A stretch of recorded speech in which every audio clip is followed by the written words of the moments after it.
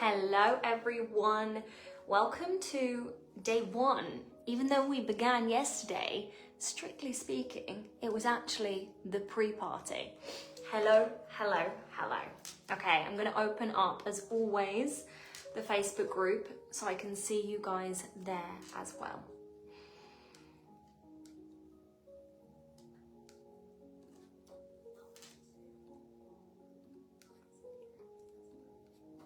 Okay, I'm gonna get this open.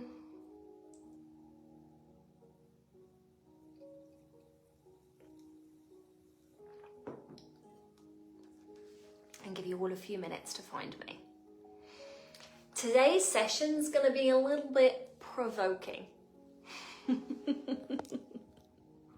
That's all I'm gonna say. Today's session is gonna be a little bit provoking, more so than anything else. Which is a good thing. Natalie's saying, love the red look today, Hannah. Thank you. Thank you. All red. Keep doing this little slits business on my skirts though. I'm trying to not flash you because that would not be a good beginning. Okay, hello everyone. Hi Sam. Natalie says I'm ready to be continuously poked. That's what we're going to be doing, okay? So today's day one and it's all about inner congruence. Inner congruence to being $1 million healer, right? And so part of inner congruence is seeing where we're not congruent. And I am going to speak to that today, okay? Hi, Manuel. Now, I know we're all very much in different places, hi Melanie, in our businesses, okay? And I just say this, I hope I'm going to say your name right. Hi, Gudrun, is that correct? We're all very different in very different places in our businesses and our careers and our lives, right? So for some of you guys, $1 million might be the next like logical step, right? It could be that you've already had a level of business success and it's like, duh, of course it's going to be $1 million. For some of you guys, $1 million might not be that much money. And I know that sometimes even me saying that can feel triggering, right? And I've told this story in my community so many times. I remember working with Bob Proctor a few years ago before he passed away. And he said on one of his trainings, he said, you know, $1 million is a tiny amount of money. I make that in a weekend. And I remember at the time being so triggered and being like, what do you mean $1 million is such a small amount of money? But something that I have learned from, you know, teaching on money for years and being an entrepreneur and working with many other entrepreneurs or business style people is that it's actually just a number and everything that we bind around that number is ours. And that was a really, really powerful revelation for myself that it has really set me free. $1 million is just a number. If you're making it a big deal, that's the reason that you're not making it. If you're making 6 figures a big deal, that's the reason that you're not making it. If you make multiple 7 figures a big deal, that's the reason that you're not making it. If you make 8 figures a big deal, that's why you're not making it, right? And I'm not saying that it doesn't require internal and external work. I'm just saying notice your responses to your numbers, to numbers in general, because they are yours. Okay. Hello. Okay, brilliant. Thank you, Nika. I'm going to mention that now. Who else have we got here? Hello. Oh, red is my favorite color. Thank you. We've got quite a lot of comments about the red. I'm happy. I thought, you know, if I dress in red, they're going to fucking notice me, aren't they? And they're going to listen to what I'm saying because this session, like I said, I'm going to be poking like this. I'm going to be provoking like this because it's not really about me. It's not about the knowledge. It's not about how much we know. We can get lost in that in spiritual work, right? We can get so lost in consuming content. I'm going to listen to this other YouTube. I'm going to do this other training. But if it's not applied and embodied, you're not going to get the results and you're just going to have this experience of like spiraling in knowledge. And I don't want that for you guys because that's extremely frustrating. Sometimes we've got to do a bit of that in order to find clarity, but we are talking about embodiment today and I will speak to what that even means. Hi Pia, hi Lauren, oh hi Lauren, Tashi, amazing. Anita loves the red as well. Teresa, amazing. Christy, brilliant. Tashi, beautiful. I had a major resistance to this event. And then I realized it's because it's called $1 Million. Hello, Juicy Nugget. Exactly. There are so many people that are wondering why they're not making money, and they didn't sign up to this event because it's called $1 Million Healer. And we use this really, really, really on purpose because it's making you already, just from the title, it's making you connect to the identity, not me, you, of being $1 million healer. And that's why the final day this week is called $1 Million You, right? So if that already is creating ripples within you, then it's working and it's amazing and brilliant. Okay, I'm excited to hear it. Thank you for sharing that, Tashi. Okay, so a couple of things. We've got a lot of people in the group that are new to what I do, new to my work, new to doing any form of experience with us. So we wanted to make sure that it was really clear where to go if you've got questions. So my DMs are a place to go during events, right? My DMs aren't always open. Actually, I'm quite strict with where I give support. I've got lots of VIP spaces where I support people which are part of paid containers and programs, right? But for these events, we do this special thing where it's like almost imagine the gold gates of my DMs part and open. Does that feel very dramatic? That's what I wanted it to feel like, right? So if you've got questions, if you want to share your experiences, if you want to say like, Hannah, this came up for me and this and that, now is the time because I will be responding to you. Okay, otherwise I may not, right? So sharing on the content, if you did yesterday's process and it was like about what direction am I pointing? Am I pointing the direction that I'd like to be? Because yesterday was really about that. What direction are you pointing? Are you pointing are you pointing the way that you would like to be? And if not, let's change it this week, right? That's what it was. So if you had some things that came through with that, I've put a thread on the Facebook group. I would love for you guys to share there, but you can also share in my DMs. That's the first thing. Okay, the second thing is for practical support things, I am not your woman. I am never going to be your woman. That is not my role. I've got a team for that, which I'm very, very grateful for because they make my life a bazillion times easier. And I can tell you something that I've learned on my $1 Million Healer journey is asking for help. It not only makes you more money, but it gives you a lot more mental peace. So if you look at the chat, GM Ladders, that's one of my team members. Her name is Nika. She's amazing. She just got married last weekend, so you guys can celebrate that with her when you message her. Ask her questions, practicalities, replays. Where do I find this? Can you help me with this? Nika is your woman, okay? She's probably even going to know the answers, the practical answers to things more than I will. Because if you ask me, I'm going to then go ask my team, okay? So me for things that are about what we're doing, Nika for things that are structural and practical. So I'm just going to like her comment there so you can see it, and I'll get her to drop this in as a post into the group as well, okay? Amazing, amazing. Okay, Natalie says, red looks very good on you, keeping it spicy. Amazing, hello Sandra. I agree that red is spicy. Well, we seem to feel very strongly about this red outfit. I feel like tomorrow I'm gonna have to outdo myself and do something even more boom. Sandra, amazing, hi from Toronto. So we've got two Sandras in the community and they've both got a French accent and it always makes me laugh. I had the best productive afternoon after yesterday's meditation. I love that. Pia, brilliant. I'm pointing to the new timeline. Nika says, I'm your girl. There you go, clear. Okay, amazing. Those are practical things. And I do love to hear from you guys. I really, really love to hear from you guys, you know, in the DMs, okay? It's not one of those things where you're being annoying. It's one of those things that really helps me refine and improve the content because the content is not for my personal pleasure, it's to serve you, right? So where you share things that are coming up for you and things that, you know, are happening for you in business, it just allows me to cater things in kind of more of a you-focused approach, right? And like I said to you, this is not a theory training, this is really a personal application training. Okay, brilliant. Those are the practicalities. Let's go into what we want to do. Quick question before we begin, right? Into the chat. When you did the meditation yesterday, are you pointing the way that you would like to be pointing or are you not? Are you, if you change nothing in 5 years, are you going to be pleased about where you're at?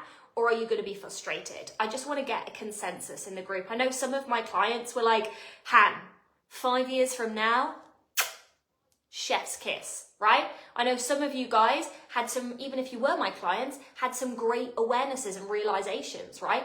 That's the beauty of you know, we're never complete with our personal development work. That's why so many of my clients come to these trainings, because it's this daily practice and daily awareness that really shifts things, okay? And again, I'm going to speak to that in today's content. So Melanie said yes. Yes, what? Are you guys pointing the direction that you would like to be pointing? We're going to flesh that out more today. Also, for my clients, you guys know how I feel about big cups. We've just moved to the Airbnb, and obviously these delightful beasts have come with me. Yeah, I know I have to change. It's not even a question anymore. Boom, love that. Sometimes we've got to hit that level of clarity. It's an interesting thing. Sometimes, you know, we force this rock bottom, or life forces us to a rock bottom, so there's change, but you don't have to have a rock bottom. If like we're listening to life and we're paying attention and we're learning the lessons and we're going for what we want, we don't have to create a rock bottom. I mean, if we don't learn, then life will create that for us to propel us to actually do what we want, right? But we don't need it. Lol, the huge cup. Yeah. Okay. Melanie's saying yes when I back myself. Yes. Amazing. But constantly tweaking, of course. You and I, Anita. I'm pointing in the right direction and I'm going through the shift. Love this. I'm pointing in the right direction. Honestly, MDB1 is epic. I didn't even ask Tashi to say that. MDB1 is the multidimensional business system 1. It's our main business blueprint. I'll talk to you guys about things that, you know, you can do with me at some point that's not today. But yes, it is fucking epic, right? It is literally the strategic blueprint to your first million. Like, you don't need anything else. No more courses, right? I need to shift my vibration ASAP. That's a conversation that Natalie and I have been having. Cool, amazing.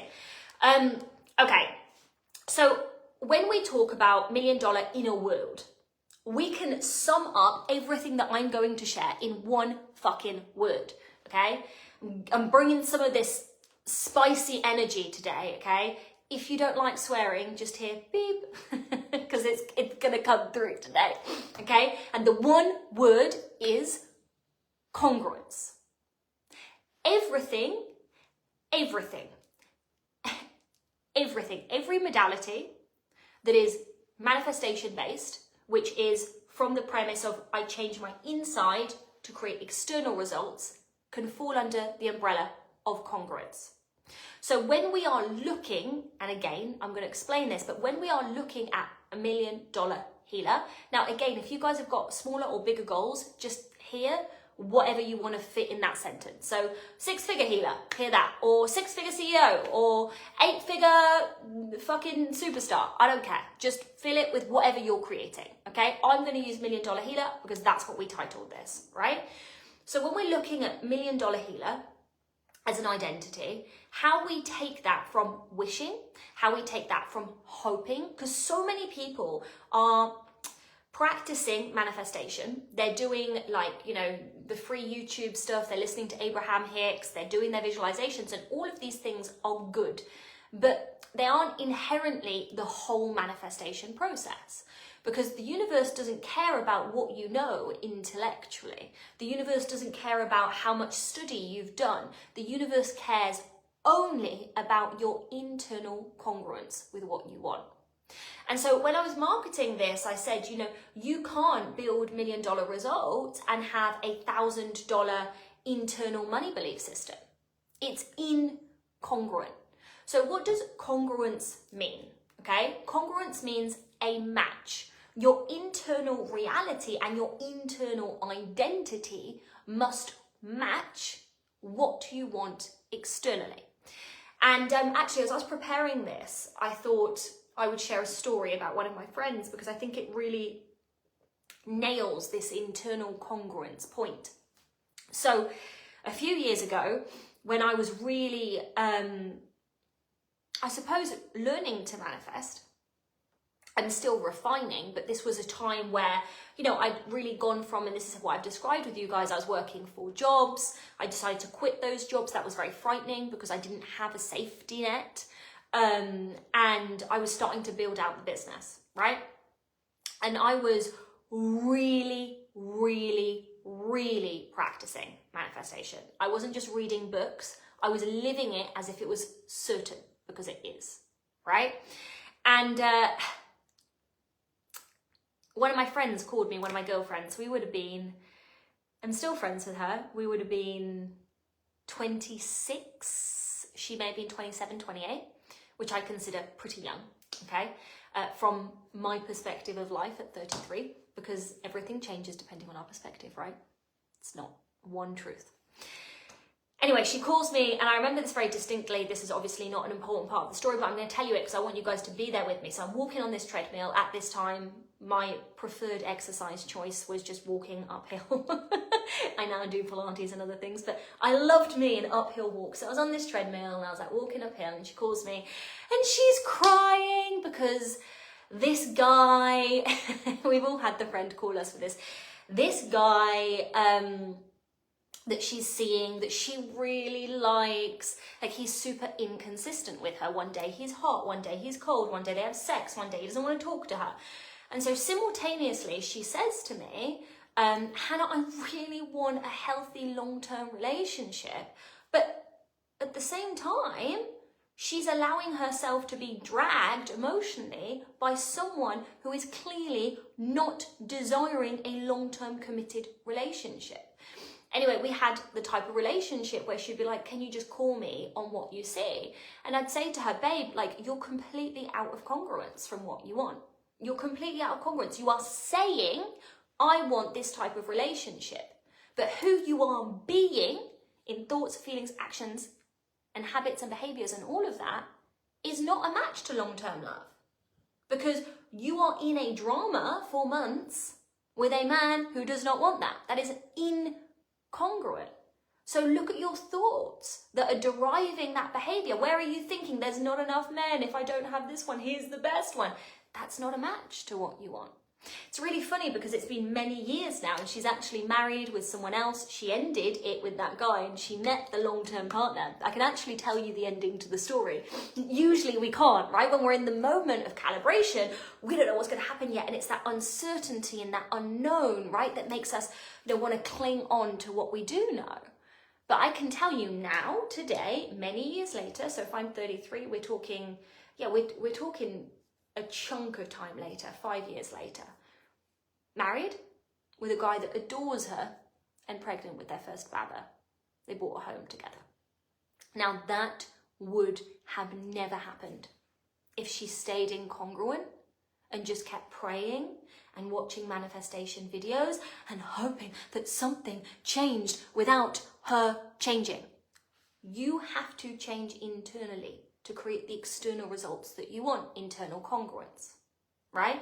And so yesterday we talked about this shift in consciousness. So we're being held to a higher standard of congruence, which is great because we're going to uncover so much possibility that if we could be sloppy and still get kind of results, we're not being forced or pushed to learn, right?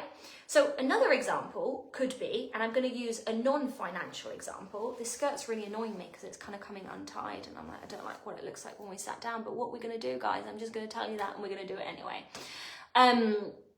So let's say so the incongruence is, you're saying I want a long-term relationship, but what you're doing is sleeping with someone that doesn't. Incongruent, okay? Now, another example could be, let's take dieting. Okay, and I'm going to bring this to money. So let's take dieting, right? Lots of people are like, I want to lose weight. So what I'm going to do is I'm going to buy this tea. I'm going to count my calories. I'm going to And what you tend to see in people that diet without changing internal congruence is they start to experience this very up and down reality with food. It's like, now I've lost the weight, but now I'm binging, and they really feel this very disempowered experience. Why? Because if you internally see yourself as overweight, if you are internally holding the identity of being overweight, what you internally see yourself as is the subconscious command. So our behavior, 5% conscious thought that leads to it. Most of our behavior, 95% of our behavior is directed by the subconscious.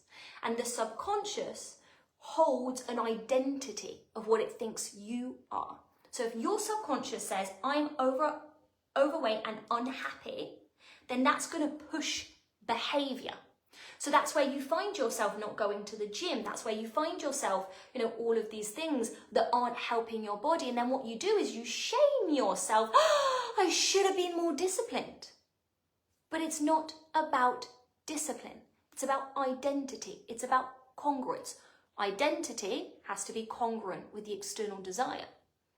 So knowing what you know now, I want to lose weight, we start creating the identity of I'm healthy, I'm sexy, I'm whatever it is, whatever delightful identity you want to create for yourself. Because naturally what's going to happen is that behavior, those health informing behaviors are going to come from you.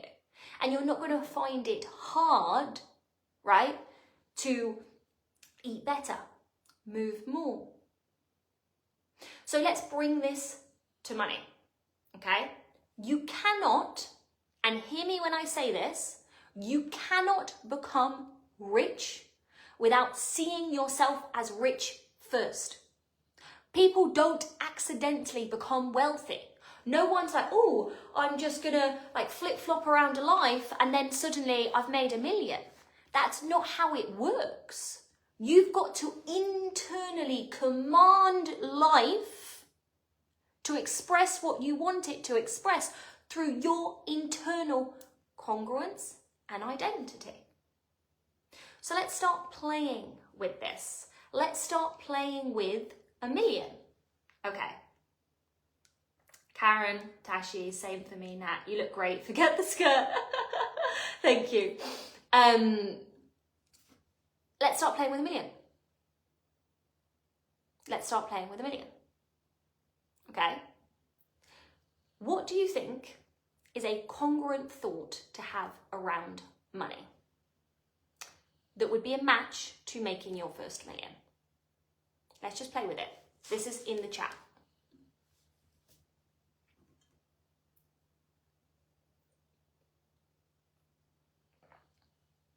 What would be a congruent thought to making $1 million? Now, some of you guys, it might be making $1 million faster. What would be a congruent thought to making $1 million faster? Because what we're doing is we're creating an internal identity, which you may have heard people saying, an internal state of being. People are like, it's the being that matters, not the doing. And then everyone's like, what the fuck does that mean? I'm telling you. So when people talk about your state of being matters more than the doing, the being, your beingness, is made up of your thinking, your repetitive thoughts, your most dominant frequency, and your habitual actions. That's your state of being, right? So not having a thought, meaning calculating pennies at all. Yeah, so this is, we'll put that in incongruent, right? So incongruent could be the micromanaging pennies, looking at an Excel sheet and feeling anxiety and panic and freaking out, right? So yes, not having those thoughts would be congruence, correct. My latest mantra, every move I make is a money-making move. Yeah, exactly. Even if I can't see it, right? It's already mine. Yeah, money flows to me with ease. I'm that I can hold, receive, and spend limitless amounts of money. Yeah, okay. So usually people hear this and they go, okay, I kind of get this. This is like affirmation work, but it's not, because it's much deeper. I want you to take this deeper, right? If you are becoming a match internally to making your first $1 million, what are you thinking and feeling when you look at your bank account if it's significantly less than you want it to look like? I make money in my sleep, yeah. Money is always there for me. The more comfortable I am holding it, the more that I have. I was the Morocco ATM. Anita came to Morocco for our VIP trip a couple of weeks ago. And she bought her son, aka her pack mule, and they shopped, let me tell you. They went home with bags of things. Okay, amazing. So you're looking at your bank account, because it's easy to be congruent in our morning practices when we're looking at the mirror and we're like, money moves for me, right? Oh, I'm a money magnet. But where it really gets us is where we're actually living our lives and these incongruences can come up. Yeah. Exactly. So what we want to be looking for with the $1 million healer archetype is exactly what Melanie said there. You look at your bank account and there's a feeling of neutrality, or if you feel contraction and anxiety, you're very quickly able to be able to let go of that feeling and go back into the feeling of abundance. Money doesn't mean, this is a really big one that lots of my clients have worked on, because so many of us have tied worthiness to money. I'm worthy when I have more money, I'm less worthy when I have low money. We've got all of these really entangled beliefs. And so actually to become wealthy and free internally and wealthy, we have to separate our internal worthiness with money. This is a lot of the work that I do with my clients. Yeah. The amount of money in my bank account doesn't define who I am. Yeah. And it also doesn't define what's coming in. Because so many of us look at our bank account and then we go and tell the world, or we tell our minds, I've only got this amount of money, I've only got this amount of money, I've only got this amount of money. How am I going to be able to afford that? I've only got this amount of money. I don't know. And so what we do is we block the current, we block the flow, we block more money coming through, right? Because we're living in this consistent, incoherent state. Now, I actually told this story in Morocco, and I'm going to tell it again. I'm going to tell this story. This is going to be one of these stories that I'm like 90 teaching this. And I'm like, and there was this time, but I'm going to fucking tell it because it really puts into perspective that congruence is more important than your present moment results. There was this moment. It's really hard for me to give you guys timelines because I forget and everything blurs into one. But it would have been, I had my first year in business. And my first year in business was not this, okay? It was not this, what you see. If you follow me on social media, it was not this. I got into business because mum was poorly, right? And the desire that was born in me was that I knew that if I had a boss and I was like, I need to go to the hospital, my boss could say no. And so I wasn't open to that. So that was my first like seed of desire for more freedom. I was like, well, I've got to be my boss, because if I say I've got to go to hospital, I'm going to allow myself to go, right? So that seed of desire sprouted. But my first year of business, I didn't know what I was doing, like internally or externally. Like I really did not. And what I did was like, okay, well, what I've got to do is I've got to work really hard. And that was the first thing, because that'd been programmed in me, you know, well, I'm going to work really hard and then I'm going to get the results. So I just got jobs, but jobs that I was, you know, not contracted. So I started teaching English to children in Malaga. I started working for a network marketing company called Juice Plus. I did this for a very short time because it wasn't in alignment to me, but I'm grateful for what I learned. I actually taught English on a platform called Dada to Chinese children, where they would be like, the person that does the best puppet show gets more points, and then you get more classes when you get more points, right? So I was doing all these fucking puppet shows and going, T is for tree. Like I was doing that. And then I was also running my holistic stuff. So I was doing yoga classes, workshops, and, you know, all of these things. I was absolutely exhausted. I would wake up, you know, ridiculous o'clock. I'd do my yoga practice. I was, you know, very committed to my yoga practice at that time. And then I would go straight into either teaching English or the Juice Plus stuff. And it would be like my days would be stacked from the second that I opened my eyes to the second that I fell asleep. And I was tired. And my immune system was down. I got shingles, guys, at 25, 26. I got fucking shingles. I would have been 24, 25, something like that, right? I was so depleted and I was so tired. And at the end of the year, I pull out my computer and I look at my computer, and obviously I'm a Virgo and I'm a good girl. I was a very good girl at school. So of course I tracked all of my expenses like you're meant to, and I tracked all of my income, and I pull up this Excel and I see working 4 jobs for 12 months, I've made 10,000. And I saw that my expenses were more like 12, 13. And I don't know if you guys have ever looked at money, and I've had this feeling at a much higher point with money. This feeling doesn't just happen at the beginning, to be clear. I remember this kick in my stomach. It almost felt like I was going to be sick. And I felt so ashamed. And I felt my mind race to tell me all of these stories. And the stories were like, you are terrible at money. You're embarrassing. What are people at home going to think that you tried to have a business and you haven't even made enough money to survive? What are you going to do to eat? How are you going to support yourself? It was, you're a terrible money manager. You're shit at this. Why did you try? Your family is going to be really disappointed by you. And it was this entourage of thoughts that just hit me. And I realized in that moment that I got to choose, thank fuck I'd found manifestation, what I thought about it. So I allowed myself, I say this to my clients, I allowed myself to have a pity party for about 30 minutes. And then I gifted myself a blank slate. I gifted myself a blank slate. I said, okay, this has happened. We can't change it. But you do have control of what you make this mean. And in that moment, if I'd continued those thoughts of you are terrible at business, you're going to fail, your family is going to be embarrassed by you. And I'd done all of the business investments that I'd done, I wouldn't have got the results, because that's like trying to take a plane super, super high, but there's so much baggage and luggage that it can't get off the ground. It's not going to work, right? And so when I gifted myself a blank slate, it wasn't just, oh, I'm going to pretend it's not happened and avoid it. The question was, who do I have to become for my results to change? And so I started with small things, like going to the supermarket and buying the fucking organic vegetables, even though they were more expensive. Allowing myself, I remember I got a contract straight after that for my first property on my own, renting. Wow, Hannah, what? And I did it. I finalized the next year with 100k in savings. I don't know how much roughly I made in that year, because for whatever reason I didn't feel the need to count, so I can't tell you, but I know that I retained 6 figures of it. That is a pretty radical shift in reality. Now, it's the same thing whether you're going from 6 figures to 7, or 7 figures to multi-7, or multi-7 to 8.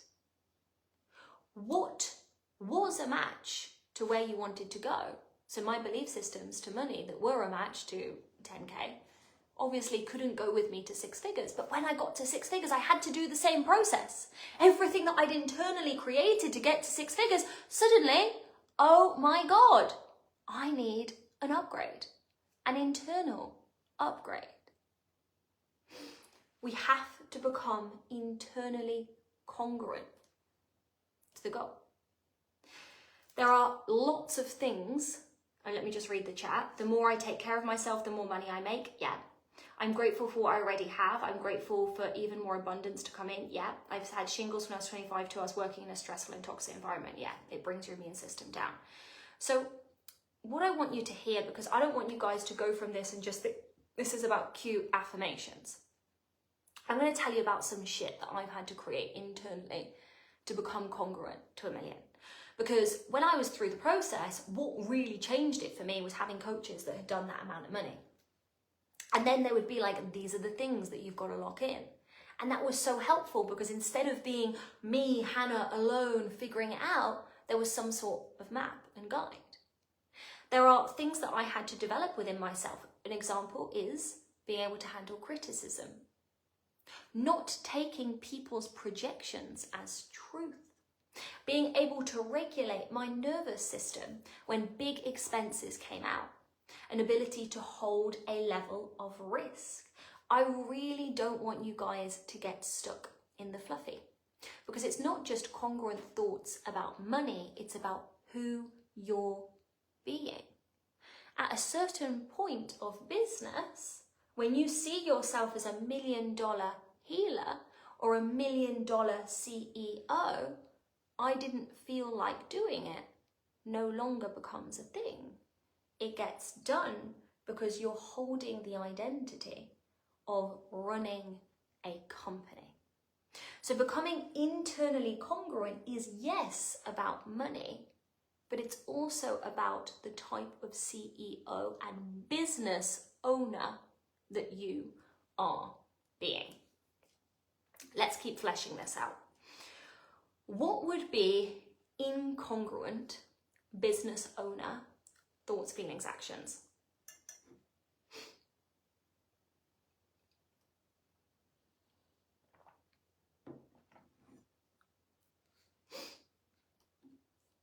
What would be incongruent Business owner, CEO actions. Thoughts, feelings, and beliefs too.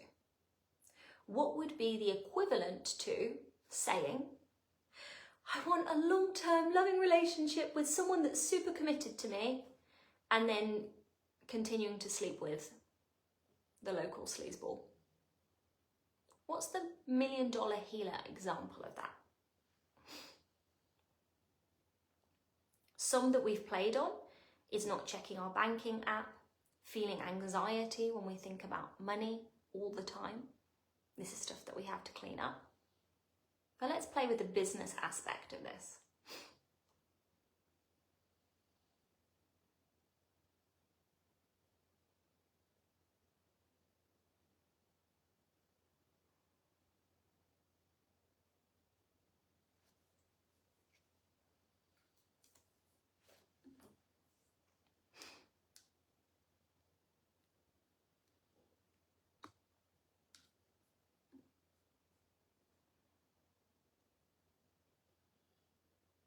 Oh, my ring light decided to switch off. Yeah, exactly. These type of thoughts are absolutely incongruent. No one ever notices me.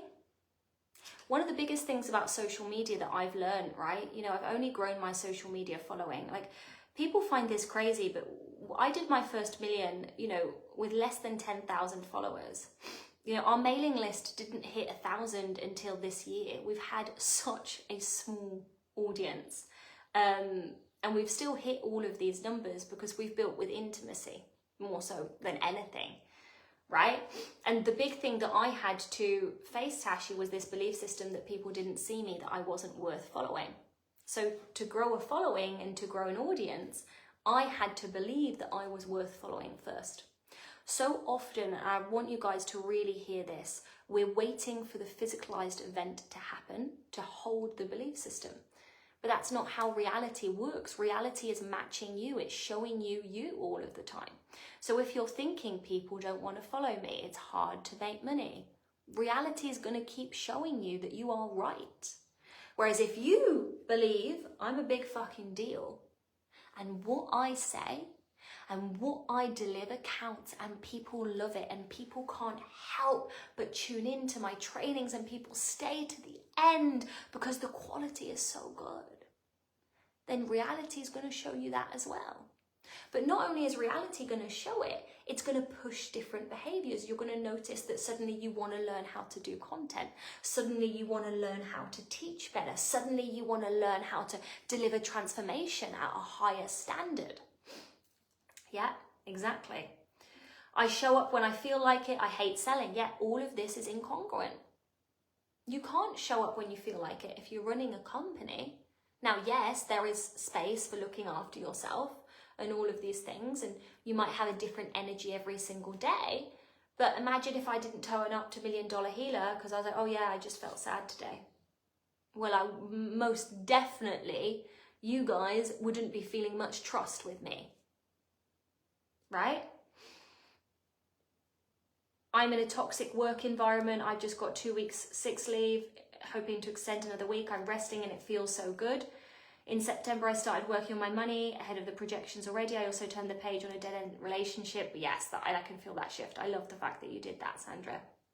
I can't afford it. I need to do it all myself because people will not meet my standards. Yes, exactly.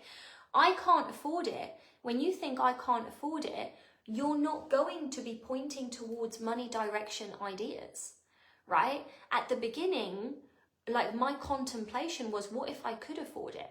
And my daily practice, and I just taught this in our, in the multidimensional business system, my, daily practice for the first few years of business was, where is there money in front of me? How can I make money today? What type of sales can I do today? Right? And it was that focus on creating money, not being able to afford things, that radically shifted my financial reality. I need to do it all myself because people will not meet my standards. That's an interesting one. When you've been someone that's over responsible in your life, then you will attract people that hold less power than you. And so the shift for you internally is that shifting the identity. When we talk about congruence, you have to stop seeing yourself as the responsible one, and you have to stop seeing yourself as the strong one, and you've got to start seeing yourself as one of the and then you'll start attracting more capable people. My voice doesn't matter in a sea of voices who are seasoned in the field yet. Incongruent, amazing. It's something that I'm moving through the moment with social media. Being self-employed is hard and you'll never make enough to survive. Yeah, and the thing is that what's really hard with this is that because you've believed this, or because maybe this is the story that you've been told in your environment, it will have felt true. And all of these incongruences that are creating things that you don't want, you're going to have a fucking massive, I was going to see if I could find a massive book, but I don't have one, a massive book of experiences where you are right. Because the way the unconscious mind works is that if you believe something, if you believe that being self-employed is hard, you create those experiences, you see that, and then you remember all the experiences and all the time that it was hard, and you go, see, look, I was right. So we have to spot these as incongruences in our mind, because awareness is the first stage to transformation. And actually in this event, what I'm doing is I'm bringing your awareness to yourself. Next, you've got to create actual transformation, right? Awareness is not transformation. Awareness is the first step of transformation, and that's what we're doing today. It's not about the amount of followers, it's about having the right ones. 100%, that is true. It's not perfect enough spending hours on perfecting posts and websites yet. This is a really interesting one. This is a funny one. It's like when you are a perfectionist and you think it's not good enough, you block results. Because if in your mind you're going, that's not good enough to get results, well, what's going to happen is that you don't allow the results. So something that we can hold in consciousness is like, and this is something that I tell my clients, I can do the strategy wrong, obviously. I'm not going to go really extreme and not show up at all, but I can hold the strategy and do the strategy wrong and still get incredible results. And the reason that I say this to myself is I once had this coach and he would be like, it's all about the implementation, make sure you implement it so well. And it would create such a sense of anxiety in me that I would implement it shit, and I'd be so contracted and gripping that people couldn't really feel me. Right? And so people didn't buy because they couldn't actually feel what I was delivering, what I was teaching, because I was so focused on it being perfect instead of actually, sales is connection, right? Instead of focusing on connection. It's difficult to describe my work as a healer in words and posts. I don't trust that it will ever be effective. Yeah, it's not difficult to describe healing work, by the way. A belief system that I've got that you guys can hear as well that's congruent is that my audience is smart. My audience is not stupid. They understand what I'm saying. And I say it to myself really regularly, like, I attract really smart clients. And I do. If you look at the professions of my clients, like, they're all like fucking legit people. We've got university professors.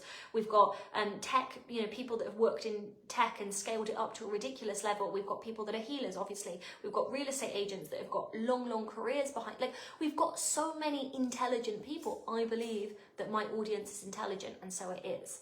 Exactly. It stops you being natural and relatable when you're trying to be perfect. 100%. And people can't feel you. And if people can't feel you, they're not going to feel that connection that leads to purchase. Okay? So we're going to do a little bit of a practice now, and I'm going to put some music on, and we're actually going to bring this conversation internally, obviously, because that's the vibe of this week. And we're going to look at where we're congruent and not congruent. This, and I promise you, this work, guys, is so much more powerful than any visualization, anything else. And I love visualization. I teach visualization. I teach all of these fucking modalities. But your internal congruence is the number one thing that's going to create the results that you want. So if you are getting a wall that you can't seem, or a glass ceiling you can't seem to burst through, instead of getting frustrated and, being like, feeling entitled to the results, you've got to ask yourself, why am I not a match? Because the thing is, you can lie to yourself. You can lie to yourself and you say, I'm doing all of the work, I'm doing all the things. But actually deep down, all you do is feel anxiety around money. You're not allowing yourself to have what you want. You're not buying the things that you want because you're so anxious. You're not selling, like all of this stuff. So if you just ask yourself, where am I not a match to what I want? And you identify it, things can shift so fast. Remember that 89-cent story that I told you yesterday? And I've got stories like this of where someone chooses something different and they choose congruence over own practiced, because this is the thing, your prior incongruence will be practiced. It will feel natural, it will feel familiar. So when you make that heroic step of choosing something else, life rewards you. Okay, we're going to close our eyes.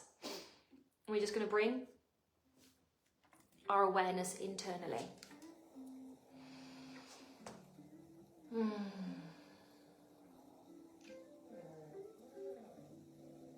If you can hear that bizarre noise, that's my dog, for whatever reason, singing to you, let's say. We're going to close our eyes. I'm just going to hold the intention. God, it's so safe to see who I'm being. Because I'm going to hold loving awareness. I'm not going to be cruel. I'm not going to be mean to me. I'm not going to shame myself for being where I'm at. Because where I'm at is that's it. It's perfect.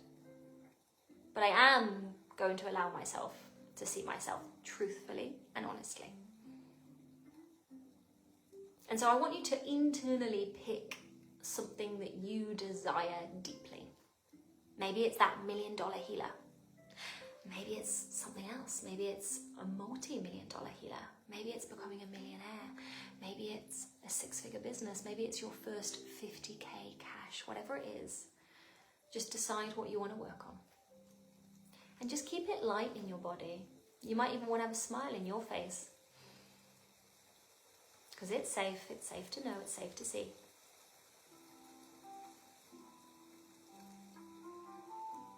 And hold this goal.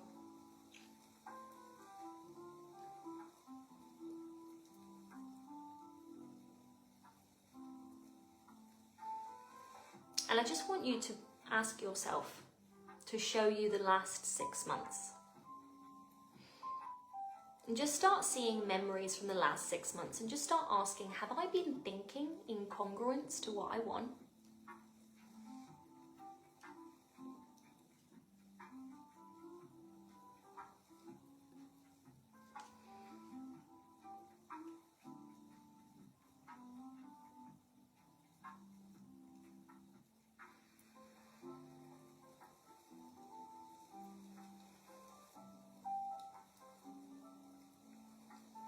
Just notice, have my thoughts been congruent to what I desire?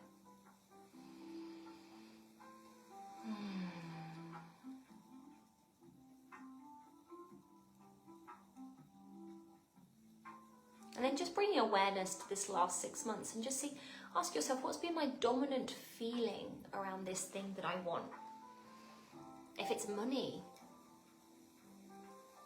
just see yourself doing financial-based activities and just bring the awareness to how you felt over the last 6 months.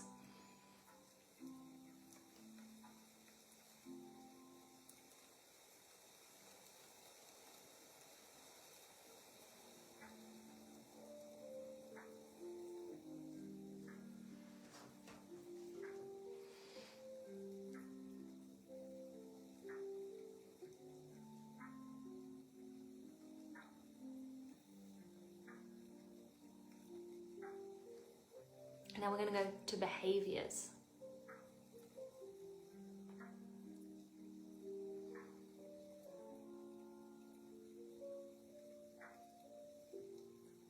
Have you been living in alignment to your desires?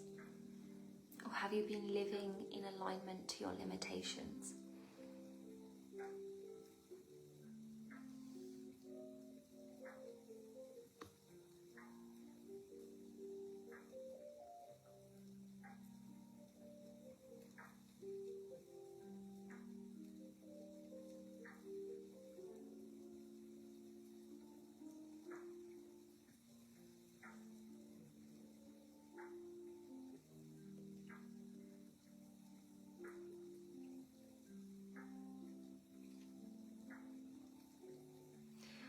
Now, if you're talking to a business goal or a financial goal, just internally inquire. How have you described yourself financially? What's the identity that you've been holding? Have you seen yourself as someone that's good with money, not good with money? Have you seen yourself as someone that is wealthy? Have you seen yourself as someone that's wealthy but not that wealthy? Just see. And if you've got another goal, how have you described yourself in that context?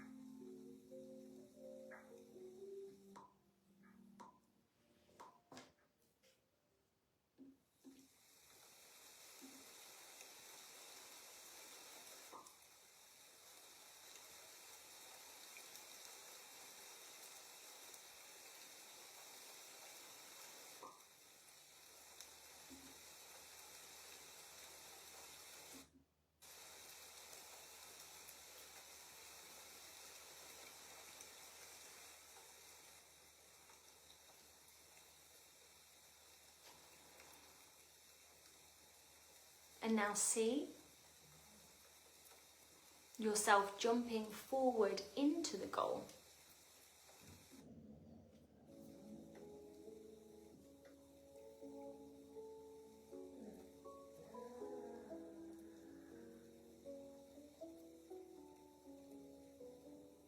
And just ask yourself, what thoughts and feelings do you have within the goal?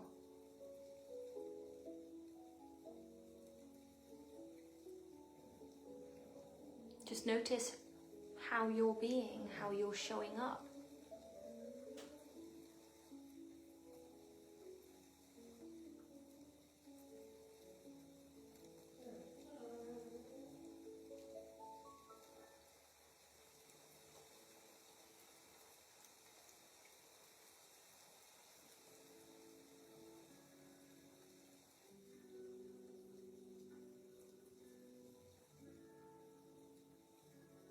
Notice how you feel about the thing that you're creating.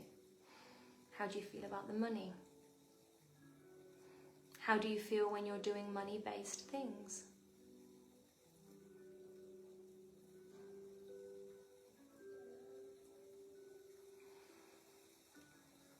And how do you see yourself within the goal? How do you see yourself within the goal?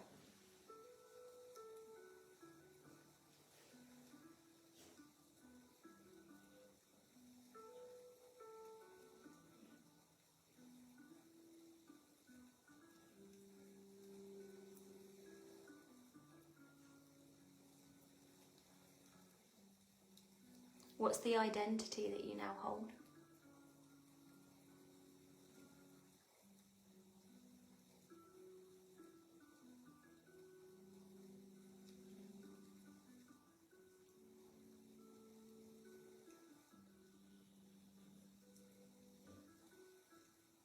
Bringing a smile to your face.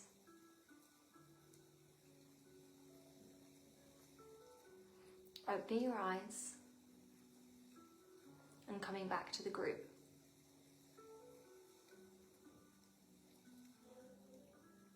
And let me know. Were you congruent or not?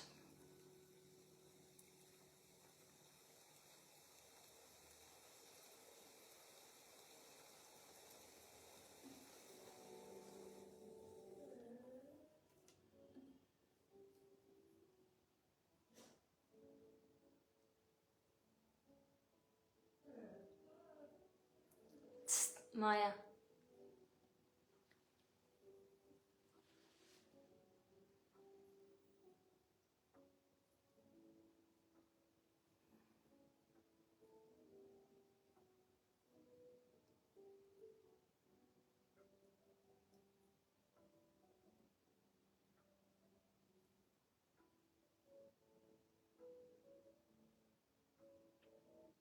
So yes, what? I wasn't congruent. Who would like to share? Who noticed areas of their life that they weren't congruent? And I'm curious, how was the identity different when you were receiving the result?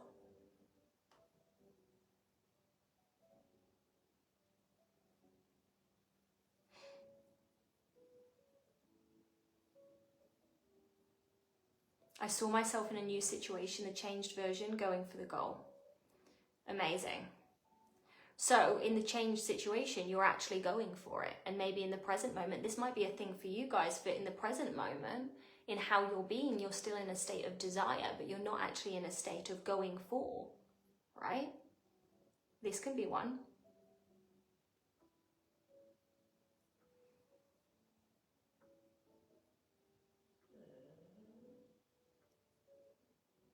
You can hear my dogs. I think they know that Craig's just got home. Craig's my partner. And he feeds them around this time. And it's so funny because Maya doesn't make a peep ever. She doesn't make any noise. But when it comes to, we've got 2 pit bulls. When it comes to feeding time, she's, well, she does not forget. Let's just say that. It's like her body runs like clockwork. She's like, Daddy's home. And it's near feeding time. Yeah, Sandra says I was freaking out about money before. Yeah, exactly. We waste so much energy freaking out about money that could be spent creating money. Like, you can't create $1 million, euros, pounds, whatever currency you want to use. You can't create it if you're constantly freaking out about money, constantly not allowing yourself to have the things that you desire, constantly not investing in resources that are going to get you there. Like, you can't, right? I had it's going to be hard come up, and I have to work hard, and this hasn't come up for a while. Then in the goal I felt expansive, and money is easy and business is easy. Yeah, if you believe money is easy and business is easy, like, you're just going to do the things. Like, what creates a lot of hard in business is that when we're in friction and resistance, right? And we're creating these massive stories about things. The last 6 months, anger, scarcity, fear, constant spreadsheet, account checking. Yeah, we had a bit of a joke. We had one of our clients at the VIP. She woke up at 3 a.m. to check her spreadsheet. It just comes from a fearful money place, and it's these funny behaviors that have, but it just tells us that internally we need to shift the dial, the frequency to abundance. In the new situation, I'm calm, I'm confident, I'm knowing, and I'm certain. Yeah, exactly. But do you see how, in the new situation, it's like freedom is a feeling. Like, there are people in corporate jobs that work lots of hours that feel free, because their internal experience of that job is freedom. And there are people that are self-employed, where they've got all of these choices, that don't feel free. Freedom is a feeling. Freedom is a state of internal programming. Yeah? I noticed that I used to be afraid of getting money, and I've worked on that for the past 6 months, and now I'm better at it. Amazing. Not afraid of it anymore. Brilliant. And it actually felt good to receive money for a change. Yeah, I love that, right? I used to use this, when I started training myself to charge high ticket, because most of what I sell is high ticket, right? It's 15K to 25K products. And then we've got, smaller products, of course, but, most of the clients that we have are high ticket, long-term clients. And, although we do have other things, at the beginning, for me, it felt like a massive edge to sell high ticket, right? It felt like, how can I sell high ticket? And it's a really interesting thing. I've always sold high ticket as if it was low ticket. We've sold quite a substantial amount of high ticket. And one of the mantras that I played with at the beginning was, people love to pay me and I love to pay people. And that completely changed my financial reality. I love to pay people, because when we experience fear and scarcity, when we pay other people, then very often we project that people are going to feel the same paying us, right? But when we experience joy in paying people, the unconscious expectation is that people pay us joyfully as well. So this can be a really beautiful mantra, right? I love to pay people, and people love to pay me. Amazing. A bit congruent and a bit avoidant was much lighter once I got the support and sorted it all. Beautiful. Love that, Anita. And for most of you guys that have been doing this work for a while, it's not as simple as like congruent or not congruent. There's going to be like places that you're congruent and places that you're not.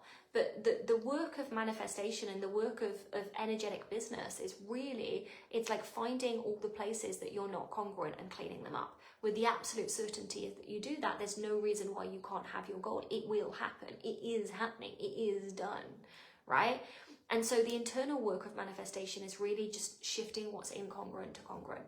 And that's the repetitive practice. And this is why I say to people, you can come to these free events, but when you sign up to a membership with me and you're in that long-term flow and that long-term practice, and I'll share more about that as we go on, right? It's incomparable. It's very easy to come to a free event and then you just disappear into the interstellar space and you don't practice anything, and it's just stayed as a concept. But this practice of congruence, it's a practice of congruence, right? That's what it is. Okay, totally. I looked exhausted, depleted, stressed out in the upgraded version of me. In the upgraded version of me, I felt so open, light and smiling. I felt the vibration of being a nurturer, loving, abundant, and grounded. I was making money decisions so much more quickly. Yeah. How many of you guys get so stagnant and stuck because you're so frightened to do the wrong thing that a simple decision takes you 75 bazillion hours, which it could be like this. And the thing is, when we make decisions fast, and I'm not saying someone's pressuring you into making a choice, I'm not saying that, but I'm saying, we actually know very often the answers, and sometimes there's a little bit of practical logistical stuff, but the quicker that we make these decisions, and this is why you see with very high performers, they make fast choices, because they know it's better to get a wrong choice and fail and have a small veer in the road, right, than to stay stagnant and not move. At least when you fail, you've got data. And when you've got data, you can course correct. There's no problem with that. But when we stay still unmoving because we're scared, we've not got data and we've not progressed, right? It was fun to spend money, and I was living my life with so much more ease and lightness. I love that. And just being and living. Amazing. I used to always have to put a lot of work into staying in congruence or getting myself back into congruence, shifting from anxiety to internal safety. In the new version, I was just living it and feeling it naturally. Yeah, and you know, we can close with this for the day, but I want to speak to what Teresa said here of like, when you start doing this work, and this is true, when we start doing this work, it is going to feel hard, because if you've got a habitual pattern of feeling unloved, or if you've got a habitual pattern of not feeling safe, or if you've got a habitual pattern of feeling frightened about money, then your neurocircuitry basically is, those are the grooves that are there, the neurons that fire together, wire together, right? So it's like if you took a look at your brain, and this is obviously not what it actually looks like, but you just imagine, oh, there's a wiring of scarcity, there's a wiring of fear when I look at the bank account. And that's all it is. It's just a neurological network that has wired together because you've thought that thing many times. So at the beginning, when we start thinking different thoughts and we start practicing different internal ways of being, because this is really what this work is, it's going to feel like effort. Imagine you've got the habit of every morning I wake up and I drink a cup of coffee, right? To wake up every morning and drinking a cup of fucking tea, I don't know, whatever it is, you've got that coffee so ingrained into who you be, right? That shift to tea at the beginning is going to feel hard.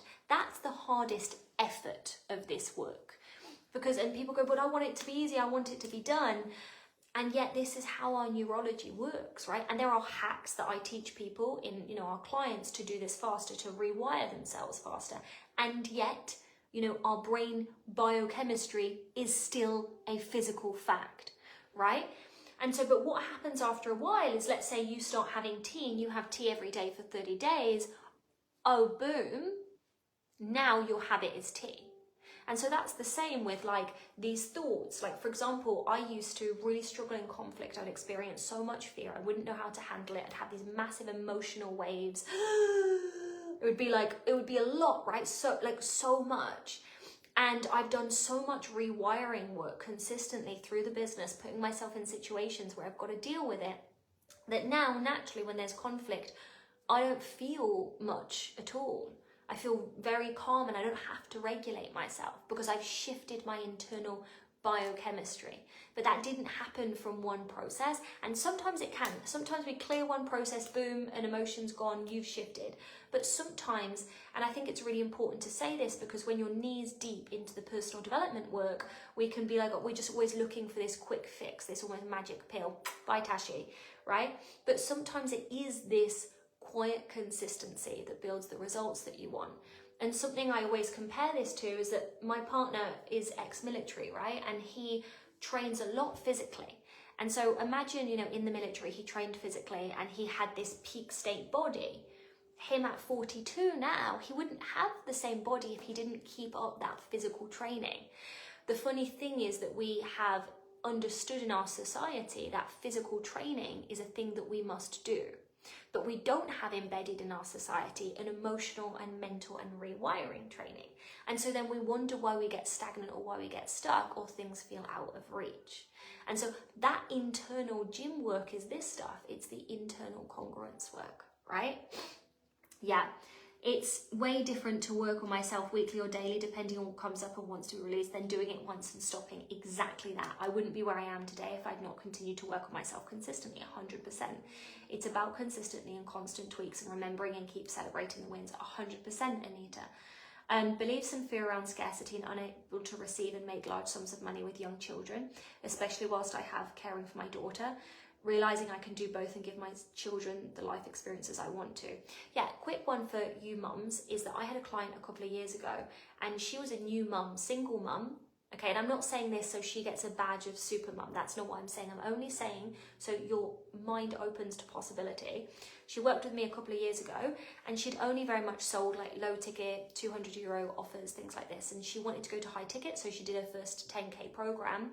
And she wanted to make 6 figures in a 6-month launch, right? And she'd never done that before. And her baby would have been, we're talking 3-4 months, and she was a single mum. So she had 2 hours a day whilst dad took baby. They were separated to build this. And in those 2 hours daily, we did a 6-figure launch. And she's maintained that 6-figure, sometimes more launch for the 3 years since. We created what's called a brand asset, and she just repeats it. And obviously, you know, she may have gone on to develop different things, but that's a stable thing within her business that continues to work. And so we just had to define a model that worked for the context of she had 2 hours a day. So just notice where mine says I can't get those results because of this specific context that I'm in, and just there's always an example of someone that did. Right?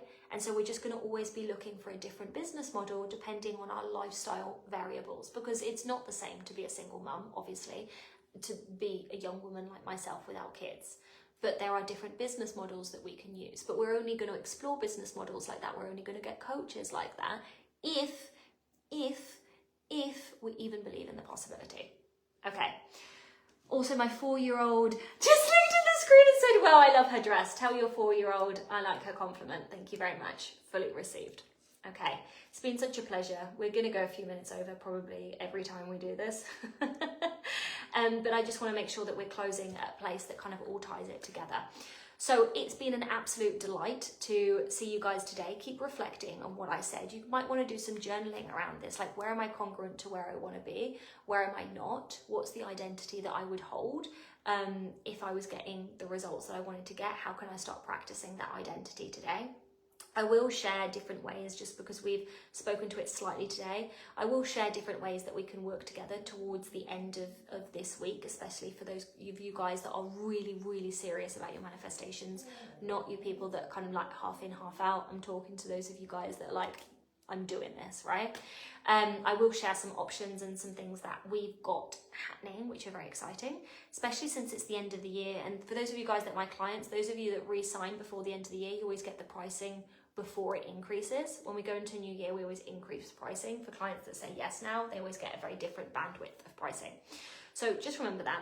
And that's really everything from me. I'm gonna go let my dog out of her crate so she can have dinner. She's probably going to tell Craig, "Mum's kept me in the crate for hours and I haven't eaten in 7 years." Does anyone else have a dramatic dog like that? 7 years they didn't feed me and she had like a sausage literally before I started. Anyway, thank you for coming today. I will see you guys tomorrow for $1 Million Moves. We've done internal. Tomorrow we go to external. Action. What is an alignment to $1 Million Moves? Okay? And then $1 Million You. We bring it back. We pull into identity. You are also welcome. Ciao.